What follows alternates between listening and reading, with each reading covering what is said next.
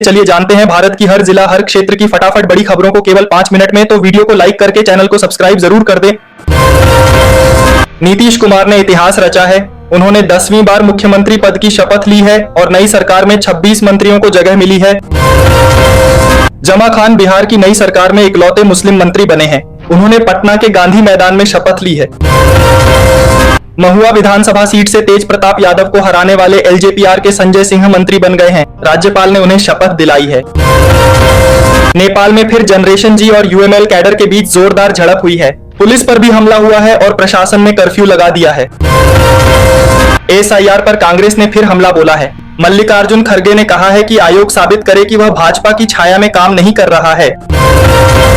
बिहार में हार के बाद कांग्रेस ने बड़ा ऐलान किया है कि एसआईआर के खिलाफ दिल्ली के रामलीला मैदान में महारैली करेगी।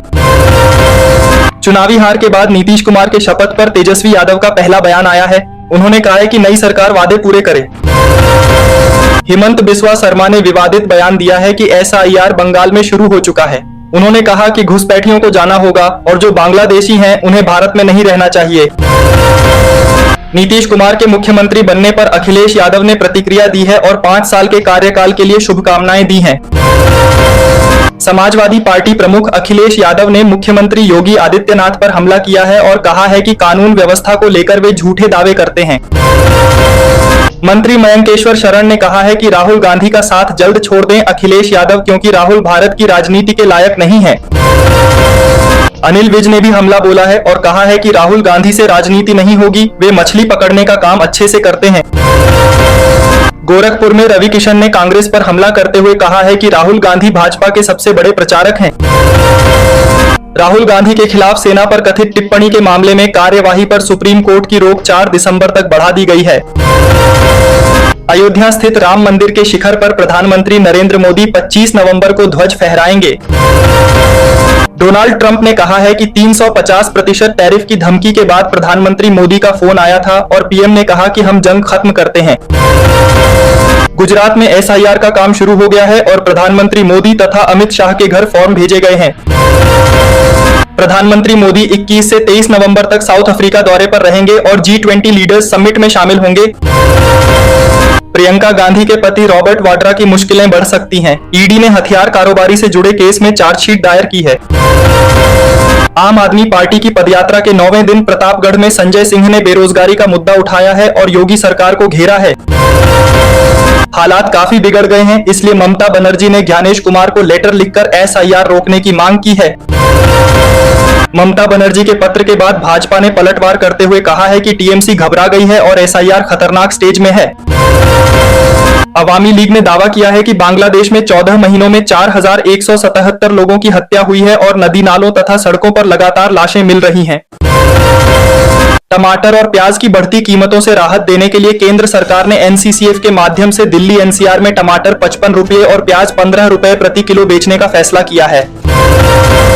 दिल्ली में वाहनों की फिटनेस फीस में 10 गुना वृद्धि कर दी गई है, जिससे ट्रांसपोर्टर्स में हड़कंप मच गया है और जनता पर सीधा असर पड़ेगा। शेख हसीना के बेटे ने कहा है कि बांग्लादेश में अवैध तरीके से उनकी मां के खिलाफ सजा सुनाई गई है और इस समय पाकिस्तान का हस्तक्षेप बहुत अधिक है। पाकिस्तान के रक्षा मंत्री ख्वाजा आसिफ ने कहा है कि भारत किसी भी वक्त सीमा पार कार्रवाई कर सकता है और हालात बेहद तनावपूर्ण हैं। रेल मंत्रालय ने कहा है कि जून के महीने में शुरू हुई टीसी और ग्रुप डी पदों के लिए भर्ती प्रक्रिया अभी जारी है।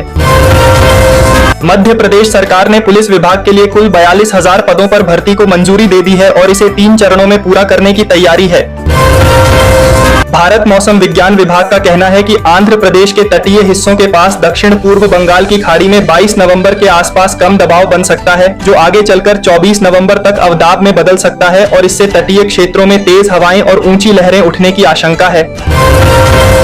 योगी आदित्यनाथ ने कहा है कि बिहार डबल रफ्तार से बढ़ेगा। वहीं डिप्टी सीएम केशव प्रसाद मौर्य ने कहा है कि फर्जी वोटिंग से सत्ता की मलाई खाने वाले दल अब जमीन पर आ गए हैं। नीतीश कुमार के शपथ ग्रहण समारोह में मुख्यमंत्री योगी आदित्यनाथ शामिल हुए और एनडीए की सरकार बनी है। शपथ ग्रहण के बाद आरजेडी ने हमला बोला है और कहा है कि तेजस्वी गमछा लहराएं तो रंगदार और मोदी लहराएं तो यादगार कहा जाता है। ईस्ट बंगाल ने प्रधानमंत्री नरेंद्र मोदी से मदद मांगी है। क्लब ने कहा है कि भारतीय फुटबॉल संकट में है। प्रतापगढ़ में रोजगार दो, सामाजिक न्याय दो पदयात्रा में संजय सिंह ने कहा है कि नफरत बांटने वाली सरकार नहीं चलने देंगे। संजय सिंह की रोजगार दो, सामाजिक न्याय दो पदयात्रा प्रतापगढ़ पहुंची है और उन्होंने कहा है कि दलितों और पिछड़ों पर अत्याचार बढ़ रहे हैं। ममता बनर्जी ने चुनाव आयोग को एसआईआर रोकने के लिए पत्र लिखा है और भाजपा ने कहा है कि मुख्यमंत्री को हार का डर सता रहा है। कांग्रेस 14 दिसंबर को दिल्ली के रामलीला मैदान में एसआईआर के खिलाफ रैली करेगी। अमित शाह का बड़ा बयान, कहा है कि देश में एक एक घुसपैठिए को चुन चुनकर बाहर निकाला जाएगा और लोकतंत्र को बचाने का अभियान अब और तेज किया जाएगा। संजौली में हिंदू संगठनों का आमरण अनशन प्रशासन के लिखित आश्वासन के बाद खत्म हुआ। संगठन ने चेतावनी दी कि मांगें पूरी नहीं हुई तो आंदोलन फिर शुरू होगा। एसआईआर प्रक्रिया के बीच चुनाव आयोग ने विधानसभा चुनाव की तैयारी शुरू कर दी। अब ईवीएम पर हर प्रत्याशी की तस्वीर भी दिखाई जाएगी, जिससे मतदाता आसानी से पहचान पाए। दिल्ली दुनिया का सबसे प्रदूषित शहर बन गया। Air quality index